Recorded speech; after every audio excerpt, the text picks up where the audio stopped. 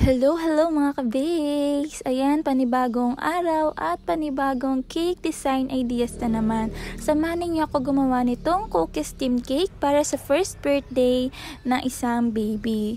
Kaya't kung bago ka pa lang dito sa aking YouTube channel, click the subscribe button below and the notification bell para lagi kayong updated sa aking mga videos na in-upload. So, ang cake base nga nito or cake flavor is chocolate moist cake and size is 7x3.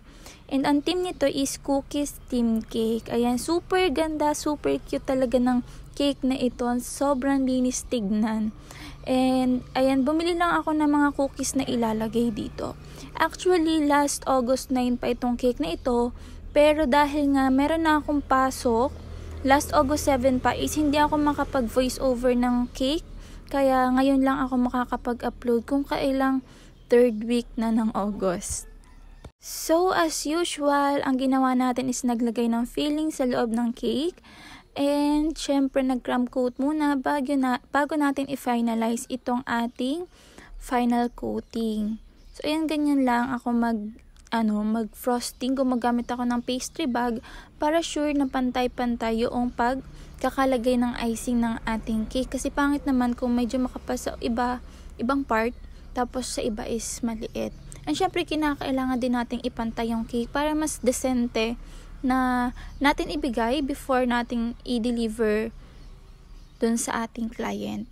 So gumagamit ako nitong foldable scraper para mas mapadali yung pagpakinis ng ating cake. Kasi kapag ang gamit ko is yung literal na scraper na matigas ba, yung color white, is napakahirap kong magpakinis ng cake. Kasi madaming icing yung nadadala kasi nga matigas yung ating scraper. So nag-melt ako ng chocolate. Tapos, ayan, walang ratio yon. Basta tinatansya ko na lang na mas madami yung chocolate kaysa doon sa ating water. So, water ganache po ito. And walang ratio to. Basta sinasalang ko sa kawali. And ganyan lang. So, super dali lang talaga. And napakaganda talaga nitong chocolate na gamit ko, which is yung Beryl's Compound Dark Chocolate. Ayan, gumamit din ako ng 1M na yan, decorating tape para gumawa nitong rosette sa ibabaw. Super nakakatuwa lang talaga kasi kahit walang ratios yung ating ganache is ayan na sobrang ganda pa rin kapag dinidrip natin siya. So dito para sa gilid is nagdurog nga ako ng cookies na binili ko doon sa bayan. And actually, ang mahal niya, 49 pesos yung isang balot, and bali 9 pieces lang yung cookies na yun. Kaso ayan nga, nagkulang and kinain pa ng lola ko yung isang piraso. So napabili ulit ako ng panibagong balot ng cookies, which is 25 pesos lang naman dito sa amin. Yes, pero sa bayan is mahal talaga siya. Siguro is hindi pa lang nag-upgrade yung price ni ate. Kaya medyo mura pa yung pagkakabigay niya sa akin sa price ng cookies.